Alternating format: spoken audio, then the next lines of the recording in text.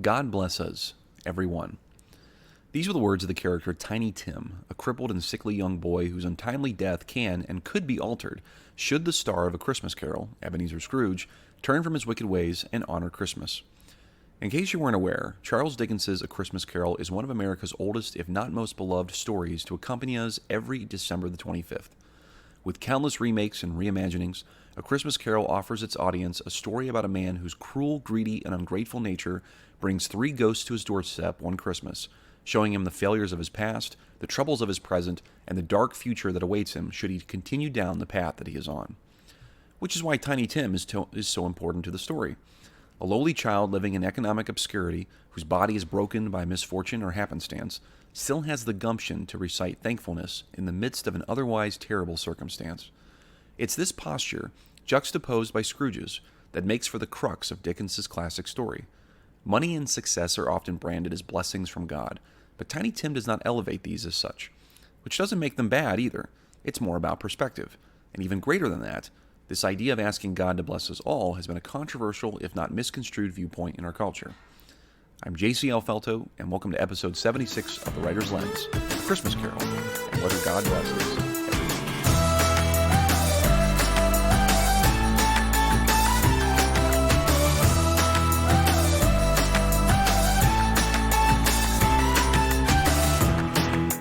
All right, guys, welcome back to The Writer's Lens. I'm J.C. Felto, your host. As always, I'm going to remind you a few things. Number one, remind you that it is the holiday season. I know it probably may not feel like that for some in the midst of the COVID pandemic going on, but hey, it's December. The holidays are upon us. There's a time for good cheer, time to be grateful for what we have, for the blessings that are upon us. This episode just felt like the proper one to do in the midst of everything that's going on. And I did want to mention that the Christmas Carol of choice that I was modeling a lot of this episode after is the Muppet version, because that is indeed my favorite. So if you have a favorite version of A Christmas Carol, you're entitled to have that, of course, but my favorite is the Muppet version. So I'm going to be thinking of that one as we go through this episode, just for your own information. One other really quick thing before we get going, just a reminder to check out the Narrative Wars podcast, the quote-unquote darker side of the JCL Felto podcast endeavors. I just had a really good interview with a gentleman from Sydney, Australia. His name is Desh Amila. He's a filmmaker. He's a creative, a serial entrepreneur, as he would call himself. A gentleman who is doing a lot of work on political and social discourse. Desh and I have very different worldviews, I would say, but that does not mean that I don't think that his perspectives on things are healthy. He is trying to get the word out about, like I said, having a better dialogue when it comes to political discourse. He was a gentleman that grew up in Sri Lanka, that was Civil War torn during his earlier days. He's seen Civil War up close and personal. So he's got a very unique backstory, very interesting story, if not anything else, with regards to also the work that he's doing. So he has a documentary coming out. It's called Better Left Unsaid. It's going to be out in 2021, but you can check out my podcast at The Narrative Wars for more information on that and about Desh. So without further ado, let's get into this episode on The Writer's Lens, this special holiday episode. So A Christmas Carol, which was written by Charles Dickens. It's the story of Ebenezer Scrooge. Sometimes the story is called Scrooge or Scrooged or something else like that.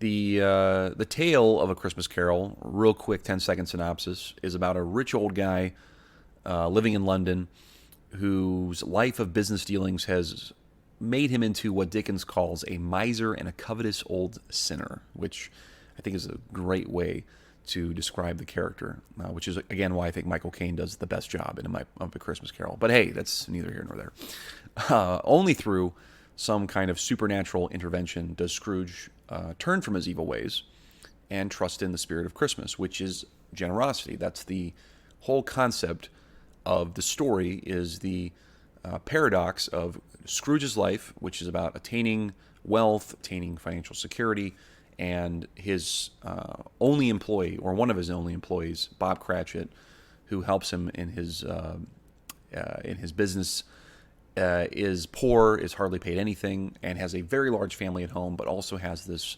child, his youngest son, Tiny Tim as they call him, who has some sort of perhaps physical disability, and yet is this very vibrant and bright little boy who can't wait to celebrate Christmas, can't wait to celebrate with his family. Very different demeanor from Ebenezer Scrooge, these two. And we'll get into that a little bit in this episode. Now, like I said, there's the paradox of Tim and Scrooge. And this is important because Scrooge's life is all about attaining wealth. It's all about attaining more and more money, okay?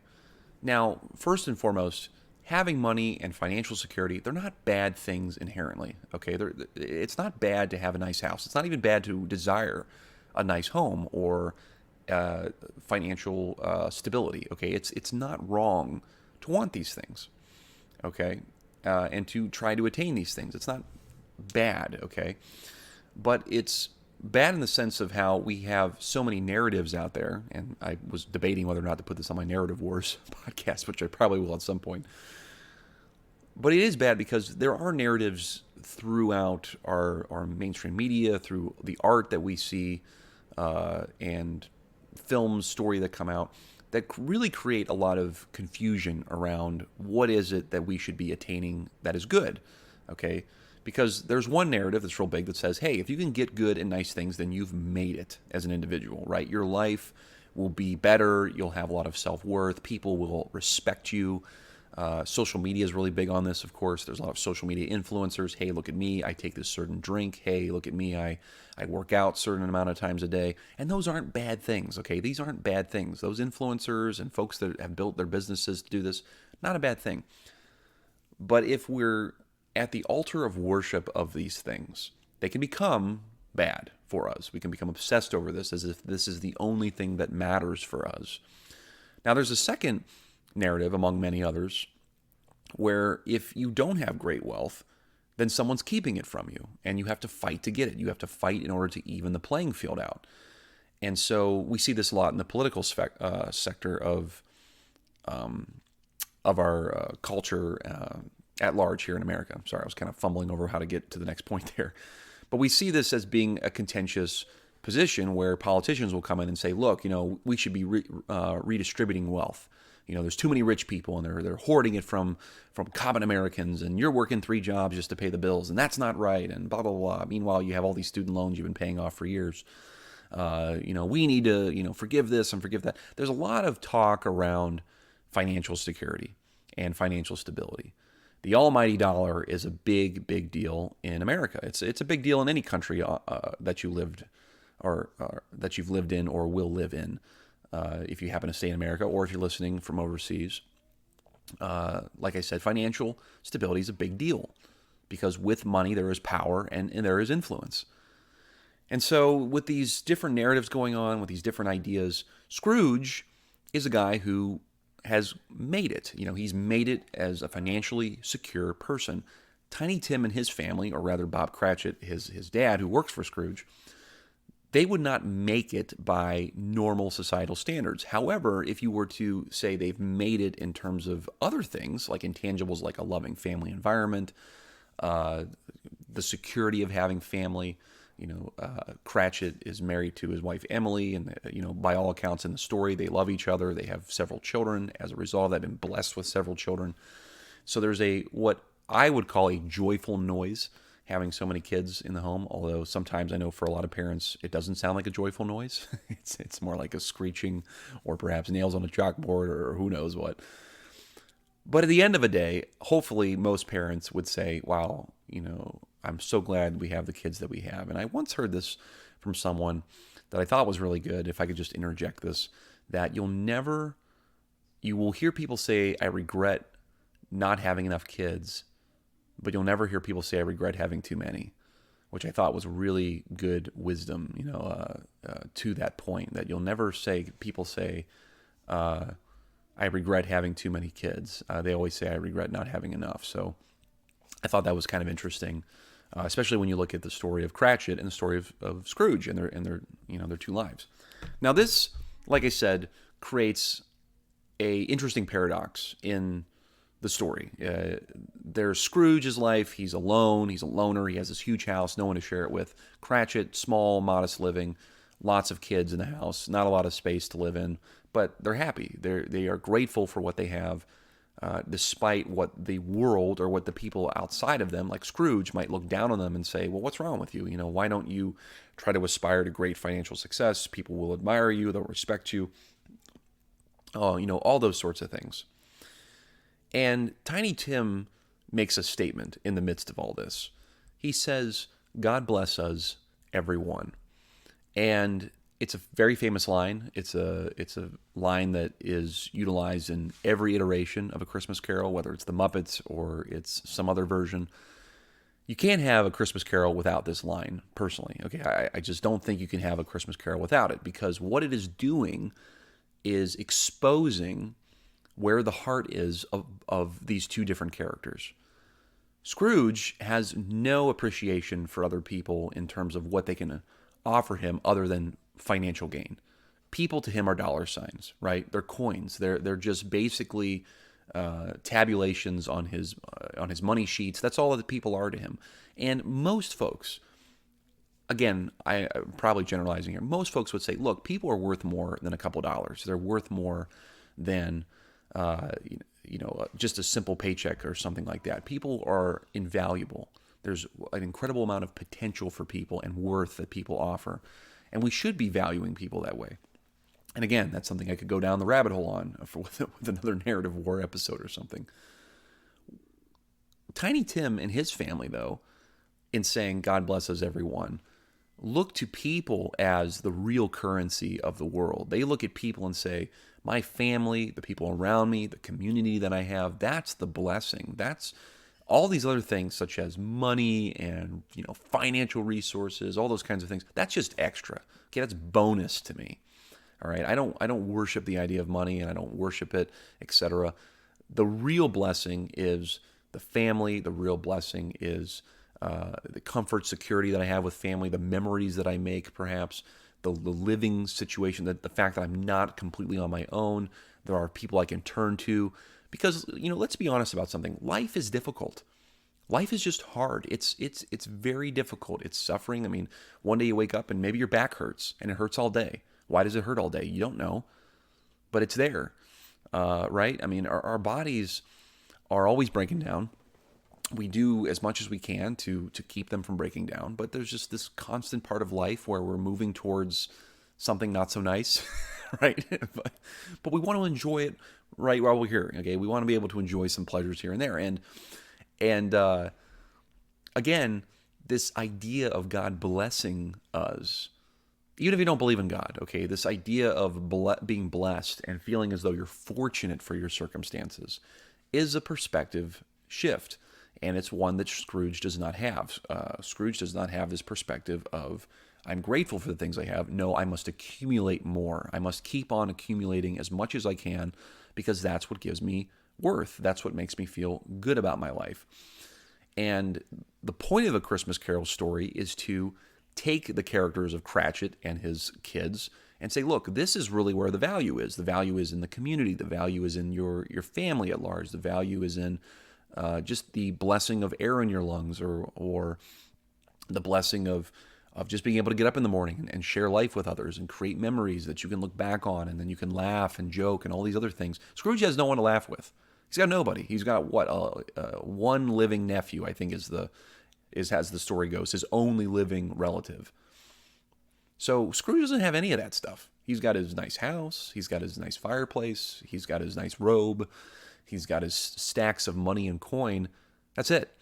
Okay, those things can't really love you back. I mean, you might think they can, but they really can't, because they can't be spontaneous, I think is the best way to put it. Your money is not going to spontaneously do something to love you. All right, it's not going to.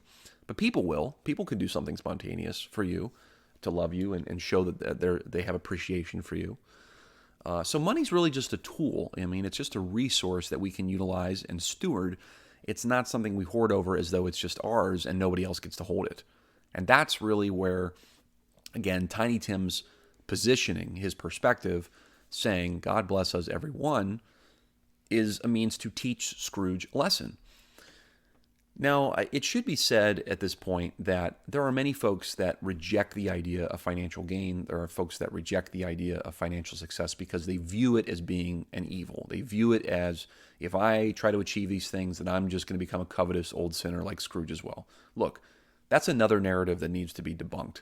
Okay, it needs to be, I don't want to say I don't know if eradicated is the right word, but it needs to be debunked in our minds, because if we think of money as an evil, what we end up getting are a lot of really bad philosophies about ideas around capitalism, around how to accumulate wealth and how to go for wealth and how to be better stewards of money.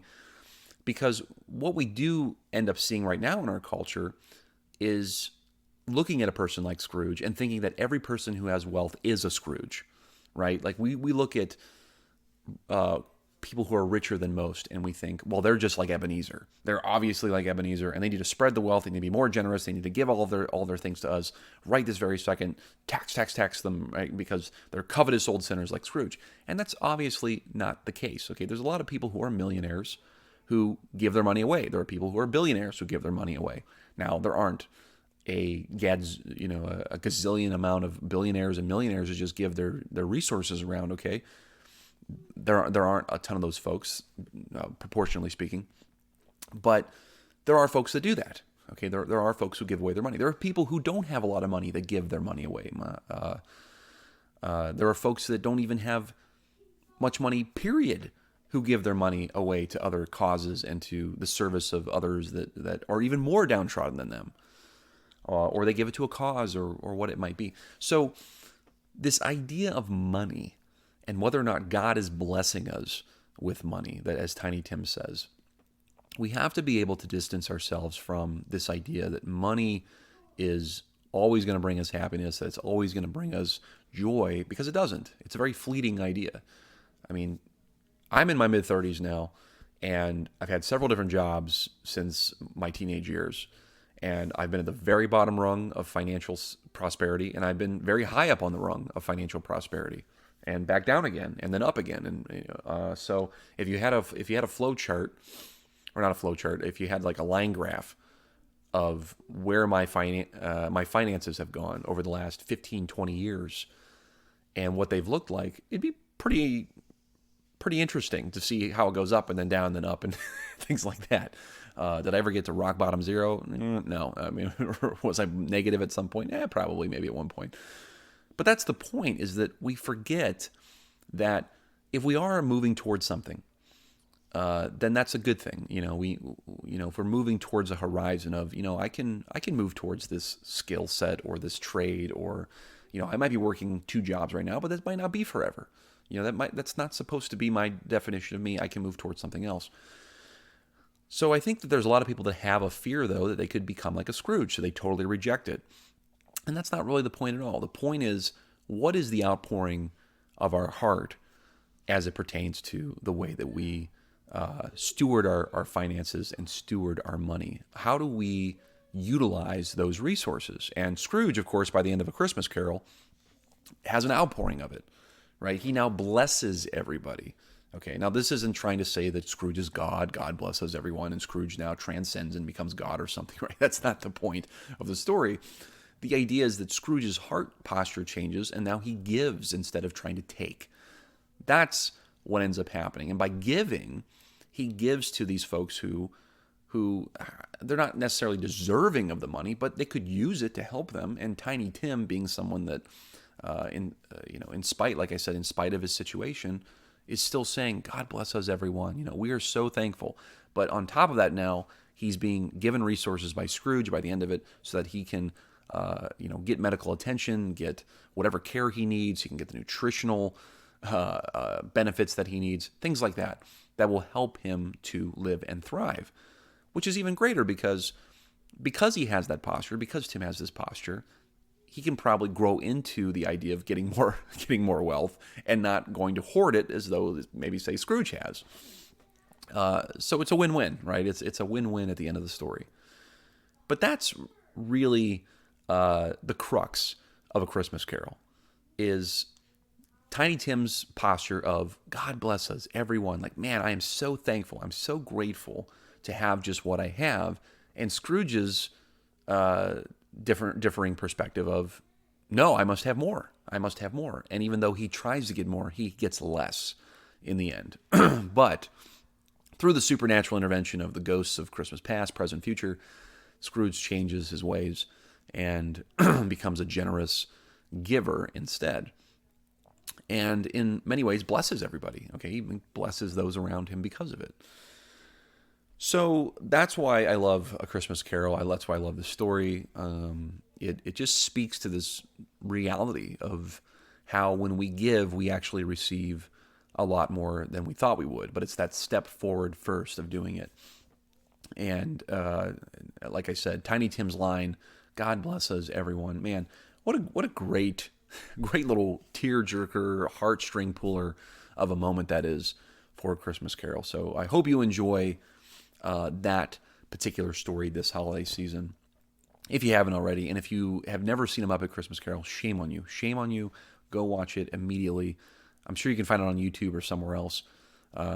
If there's a new remastered version out there, I'm sure it's somewhere. But I know I'll be watching it at least another time or two before the holiday season is over. So be safe out there this holiday season.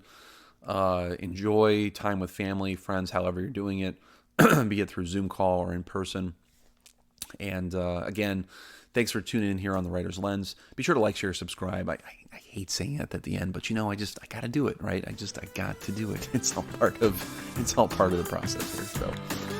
So like, share, subscribe, and share it with a friend. Maybe it'll be a good conversation starter about A Christmas Carol, or maybe you're just staying in the Muppets or something like that. So anyway, till next time, guys, I'm JCL Felto for The Writer's Lens.